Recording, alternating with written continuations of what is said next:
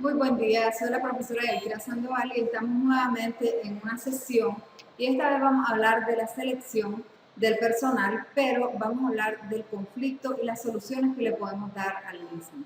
Nosotros hemos venido mencionando mucho al autor Lidalberto Chavenato cuando habla de las personas como personas y las personas como recursos, pues esto no está lejos de la realidad.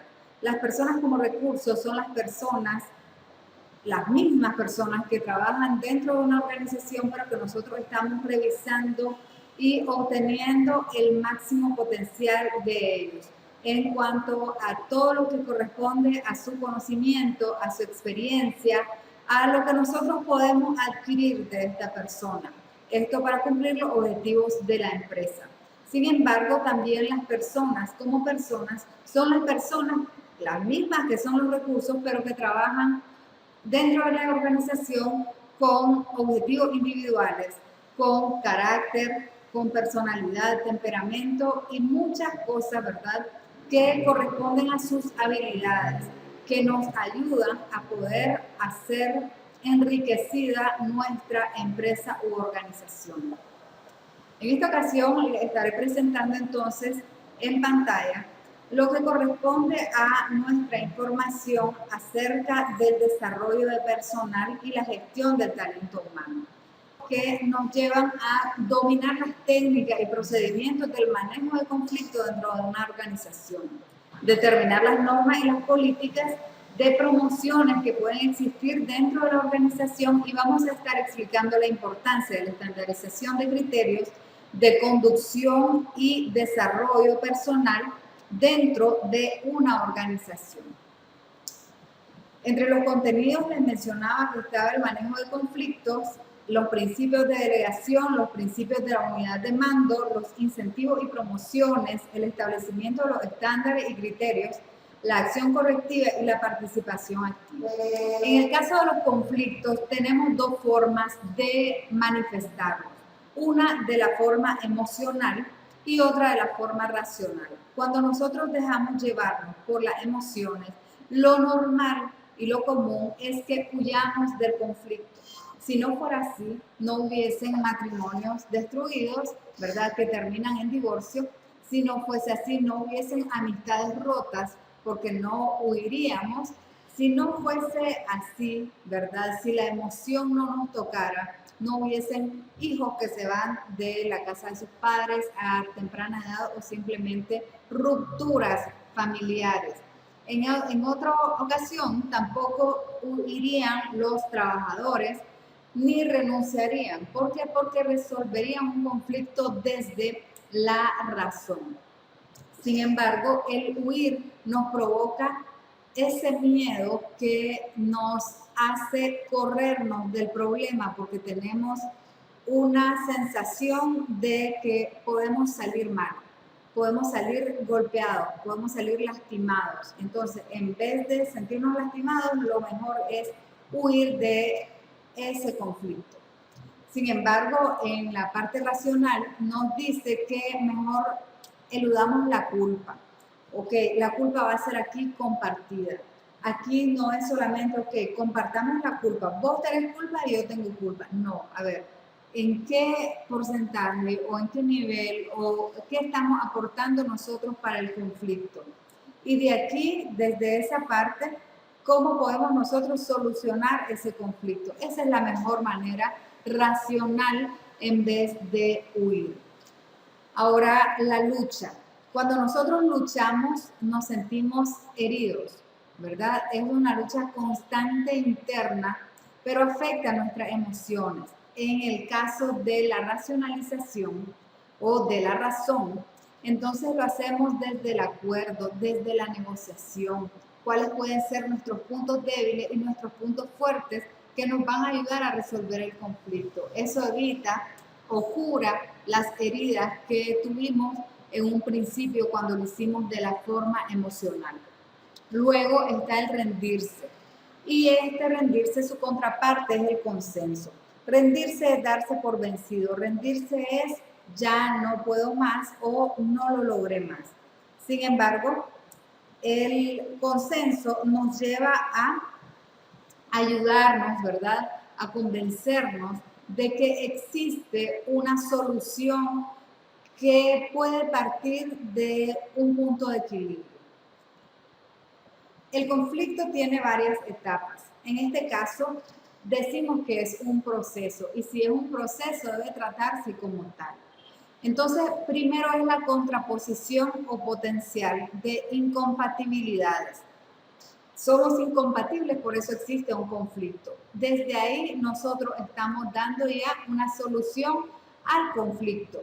Luego el conocimiento y la personalización. Una vez que nosotros vemos en qué somos incompatibles y en qué cosas no estamos de acuerdo, eso nos da un conocimiento. Y entonces podemos personalizar el conflicto y darnos cuenta que esto sí tiene solución. Las intenciones. Es cierto que el mundo no está hecho de buenas intenciones, eso no es verdad, ni tampoco de malas intenciones, pero la intención de resolver algo nos va a dar apertura a poder resolverlo. Luego es el comportamiento tiene que ver con las acciones. Una vez que nosotros accionamos, este comportamiento nos va a dar resultados positivos, pero si nuestras acciones no son las pertinentes ni las adecuadas, entonces obviamente va a haber una ruptura y el resultado no va a ser el mejor. Ahora, tenemos condiciones anteriores al conflicto y estas condiciones tienen que ver con la comunicación, la estructura y las variables personales. Tenemos el conflicto percibido, que es el conflicto que yo estoy viendo desde mi punto de vista, y tenemos el conflicto sentido, que es desde lo que yo siento. ¿Cómo siento el conflicto? Nadie me puede decir que no siento lo que siento, ¿sí o no? No, nadie me puede decir, porque eso solo lo siento yo. Entonces, las intenciones para el manejo de conflicto, luego vamos a hablar de la competencia, la colaboración, el arreglo de las concesiones, la evasión y la complacencia. Eso tiene que ver con el conflicto sentido. Ambos nos llevan al conflicto abierto. Y esto es comportamiento de una parte y la reacción de otra parte. Eso es una cuestión que tiene que ver con la causa y efecto. ¿Qué causa que esta persona esté molesta? ¿Qué causa que esta persona se sienta mal? ¿Qué causa que esta persona me perciba mal? Entonces esto tiene que ver con el comportamiento de la otra parte. Y eso causa una reacción. Ahora, esto nos lleva a dos puntos de vista: el mejor desempeño del grupo y un menor desempeño del grupo. Cuando las cuestiones, acciones son positivas, obviamente vamos a tener un mejor desempeño del grupo, y cuando son negativas vamos a disminuir el desempeño, cosa que en las organizaciones no deseamos. Lo que deseamos es ganar, ganar, y eso se logra con gente motivada, no frustrada. Miremos el ciclo del conflicto y vamos a empezar por acá, ¿verdad? Asuntos de la realidad. Pueden ser agradables. Cuando son agradables, esto es muy bueno porque existe una evaluación de la posible confrontación, lo cual nos lleva a una negociación, y esto da una solución mediante el compromiso, y luego reiniciamos el ciclo para volver a los asuntos de la realidad de manera conveniente, ¿verdad? Sin embargo, vamos a ver un ciclo que es más largo, y este ciclo es cuando el ciclo de conflicto, en vez de agradable, es desagradable. Entonces aumenta la tensión, explosión del daño irreparable y hay un desborde del conflicto. Esto nos lleva a la evaluación de la posible confrontación, pero se nos desvía en una acumulación de estrés, frustración y explosión. Esto no permite que el ciclo regrese a su carril, que sería la negociación, solución mediante el compromiso, un reinicio del ciclo y cuestiones agradables y convenientes. ¿Por qué? Porque desde acá ya se da una frustración y termina el ciclo del conflicto de manera latente. O sea, esto no se solucionó nunca y entonces quedan los rencores, producto de esto quedan las enemistades, producto de esto queda el cerrar relaciones, pero de manera brusca, ¿verdad? Que no hubiese sido si lo hubiésemos hecho de la manera correcta. Los principios de la delegación. Esto tiene que ver con la autoridad que se delega. Siempre se comparte la responsabilidad. Por eso decíamos que la responsabilidad es ineludible, porque el jefe o la persona al mando, la persona que dirige, tiene la victoria como las frustraciones o derrotas de las decisiones que se tomen o del trabajo que realicen las personas. Por ejemplo, aquí tenemos a una persona que delega, ¿verdad? Pero si esta persona lo hace mal y sale mal, ella no va a decir yo le delegué el puesto, yo le delegué las funciones y ella lo hizo mal. Al final los resultados son malos, ella tiene la culpa. Y ellos también lo hicieron mal y ellos tienen la culpa. No se trata de eso. ¿Por qué? Porque aquí tuvo que haber un proceso de dirección, de supervisión, de encaminamiento o de acompañamiento para poder lograr los resultados óptimos que nosotros deseamos alcanzar en una organización. Entonces, siempre la persona que está al mando tiene que ver que realmente las personas estén bien dirigidas para poder tomar decisiones, que aunque sea decisiones libremente, pero esto no significa que son soberanas, sino que son también dependientes y cualquier error se involucra a la persona que está dirigiendo. Hay principios básicos que debemos tomar en cuenta y que normalmente no se toma en cuenta. Y los principios básicos es que seamos buenos oyentes, sea un buen oyente. El que sabe escuchar, sabe dar soluciones importantes y pertinentes. Muy difícilmente se equivoca y cuando se equivoca, de todas formas, asume la responsabilidad. Pero ser un buen oyente te va a ayudar a poder resolver los conflictos de manera más eficaz. Te va a ayudar también a tener un personal que se sienta escuchado porque realmente lo está escuchando y que se sienta que puede encontrar una solución o una resolución a un problema. Anime a los demás a que hablen. Si nosotros queremos hablar solo nosotros y estar en un monólogo constante y creernos que las mejores ideas son las nuestras, probablemente vamos a tener personas desanimadas, desmotivadas, con grandes ideas, con las mejores ideas, pero que no van a ser capaces de transmitirlas. Nómbrelos. Esto tiene que ver con, una de dos, te nombro, te llamo por tu nombre. Darling, Yaoska, quiero escucharte. Quiero que me digas cuál sería tu solución a este problema que nosotros todos estamos pasando en esta organización. Entonces, Darling o Yaoska o Reinaldo se van a sentir motivados a dar solución, van a empezar a pensar en pro de la organización, van a sentirse identificados con la organización. Esto nos lleva al segundo paso, al siguiente paso, que es haga que se sientan importantes y hágalo sinceramente. Aquí en este caso tiene que ver con el reconocimiento. Recordemos que en la pirámide de Abraham Maslow, la pirámide de la jerarquía de las necesidades, nos dice que las personas nos debemos sentir reconocidas, tenemos necesidades, ¿verdad? Unas son las fisiológicas, las de seguridad, las sociológicas, pero también las de reconocimiento. En los trabajos nosotros queremos alcanzar el reconocimiento de nuestros compañeros de trabajo, queremos alcanzar el reconocimiento también de las personas que están al mando, que vean que nosotros realmente somos importantes dentro de la organización y que queremos la mejoría como colaboradores de la organización. Pero ¿por qué te dice hágalo sinceramente? Porque no le vas a dar un halago por darle un halago, simplemente por halagarle. Si la persona realmente jamás ha dado una buena información, nunca ha dado un aporte, entonces no le vamos a decir, quiero que participes porque vos siempre das los mejores aportes. Entonces eso sería un sarcasmo o sería tomado como incluso una burla, porque si nunca lo ha hecho, porque le vamos a decir cosa que no es cierto, nunca ha pasado. Pero si realmente empezamos a motivarlos y le digo, ese comentario que acabas de hacer me resulta muy importante para tomar en cuenta y sería una buena decisión probarlo, entonces eso sí puede ser sincero, eso sí puede hacer que esa persona se sienta importante, porque realmente estamos tomando en cuenta algo que es real.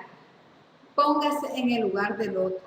Muchas veces nosotros despedimos a las personas sin haberlo escuchado. ¿Qué problema ha tenido esta persona que lo hace actuar de esa forma?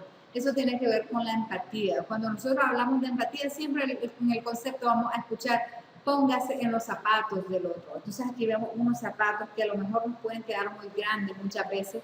Sin embargo, podemos tomar decisiones que realmente son impertinentes y las que son menos justas para poder valorar a una persona. Cuando nosotros estamos realmente en los puestos de las otras personas, en los zapatos de las otras personas, nos damos cuenta realmente cómo se siente esta persona, qué es lo que está logrando y cómo se siente cuando lo logra. Entonces, estar en el lugar del otro también va a hacer que tengamos un personal que se sienta identificado con la empresa, con la cultura organizacional. En la unidad de mando es muy importante tomar en cuenta lo siguiente. Una persona debe tener un solo jefe, una sola persona que le dé las orientaciones. Muchas veces en las empresas sucede que en las unidades de mandos hay choques, ¿verdad? Que no se relacionan realmente con lo que se quiere lograr, con el sentido de querer lograr el objetivo de la empresa, sino más bien de celos organizacionales, celos de puestos, celos de mando. Muchas veces sucede mucho en las empresas familiares, donde el gerente general es el hermano mayor, el gerente financiero es el hermano segundo o el menor, y entonces son 4 hermanos y los 4 hermanos quieren mandar porque todos son gerentes y todos son dueños. Sin embargo, eso crea un no beneficio ni para la organización y un descontrol para la persona que está recibiendo las órdenes. Eso crea un desorden, una desorganización y eso está fuera de los principios de la administración. ¿Qué es lo que debemos hacer nosotros? Tener conciencia de que no debemos causar ninguna confusión, porque si no vamos a tener una ineficiencia y fuga de responsabilidad. Ok, estamos 4 mandando a una sola persona. Esta persona puede ser un buen elemento, quiere cumplir con todo, pero hay contradicciones en lo que nosotros le estamos orientando. Entonces probablemente no vamos a lograr lo que se requiere para poder hacer una buena administración, o mejor dicho, una administración, porque recordemos que no hay ni mala administración ni buena administración, lo que existe es administración sí o sí. Si cumplimos con los principios y con el proceso, el ciclo administrativo, estamos haciendo administración. Mientras tanto, lo demás solamente son cumplimiento de algunas funciones que corresponden a la administración, pero no necesariamente estamos administrando. Los ascensos o transferencias tienen que ver mucho con todas las decisiones que se toma en una organización. Sin embargo, debemos saber que esto es una buena decisión y es una decisión totalmente importante tener o saber a quién ascender y a quién despedir. También se puede contar entre una de las más difíciles e importantes decisiones que debe tomar un gerente, porque probablemente tengamos personas eficientes con todas las competencias y tenemos más de una para el puesto, pero la decisión de tomar a la que mejor se adapte al puesto es irrelevante. En la supervisión del desempeño existe mucho la observación o comprobación de los resultados. Esto pretende obtener información sobre cómo marchan las cosas y sobre lo que ocurre dentro de la organización. Cómo las personas, ¿verdad? Los colaboradores, los talentos, los socios, los activos, como nosotros los llamemos dentro de la organización. Entonces, ¿cómo están llevando incluso la cultura organizacional? ¿Qué clima organizacional existe? ¿Cuáles son los resultados de las tareas que nosotros estamos deseando. Eso nos lleva a la comparación de los desempeños con los estándares deseados. Es comparar las gráficas, los porcentajes, las medidas, las estadísticas con propuestas con los resultados que nosotros estamos teniendo. Esto para poder hacer decisiones futuras, ¿verdad? Porque nos podemos dar cuenta a través de la comparación de los resultados de los estándares deseados, cómo serán nuestros resultados también a futuro. La acción correctiva es una de las acciones que no es la única, es la última, ¿verdad? Las variaciones, errores o desviaciones, más allá de los límites de la tolerancia, se debe corregir para que las operaciones funcionen dentro de la normalidad. Las acciones correctivas es porque ya nosotros hicimos una retroalimentación. Esta retroalimentación nos llevó a hacer una evaluación y la evaluación nos lleva a poder tomar medidas de acción, ¿verdad? Esas normativas correctivas, esas correcciones que nosotros debemos hacer, nos ayuda la retroalimentación a poder hacer planes de acción, a poder resolver y hacer mejoras dentro de la organización. Hay algo muy importante y es que la clave de toda gestión del talento humano reside en que la comunicación fluya del nivel superior al nivel inferior y viceversa. Por eso es que hablamos de una fluidez, ¿verdad? Porque es rotativo. Ahí debe haber información tanto del desarrollo del talento humano como optimización de los procesos y sistemas, la optimización de activos físicos y la definición de las estrategias. Vamos a dar como resultado las conclusiones y es que las organizaciones deben ser transparentes respecto a la aplicación de las políticas de ascenso o promociones del personal. No es porque sea mi hermano, no es porque sea mi amigo, no es porque me simpatiza esta persona porque tiene un buen aspecto o porque usa la ropa que creo que debe usar para el puesto. Y eso trae buena imagen para la empresa y eso me gusta. Entonces, eso no es la información que yo debo tomar en cuenta. Eso es parte de la información. Si realmente yo necesito una persona que tenga una buena presentación, eso yo lo puedo moldear como empresa. Pero realmente necesito características y muchos empresarios de las grandes potencias empresariales y del mundo hablan de qué es lo necesario para que pueda existir una buena selección del personal. Y entonces normalmente ellos llegan a la misma conclusión y esta conclusión es que las personas deben tener una bonita actitud, una buena actitud, una actitud positiva. Esta actitud positiva lo lleva a tener una mayor escala de pertenencia dentro de la organización. Esta actitud positiva te ayuda a hacer cambios generales, tanto individuales como organizacionales, que ayudan al desarrollo y crecimiento dentro de la organización.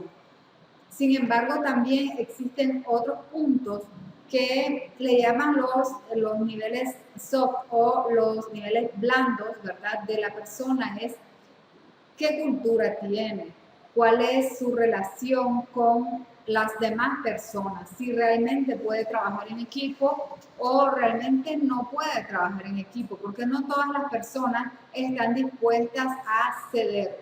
Y ceder y resolver problemas nos ayuda a evitar conflictos que muchas veces se dan sin ninguna necesidad.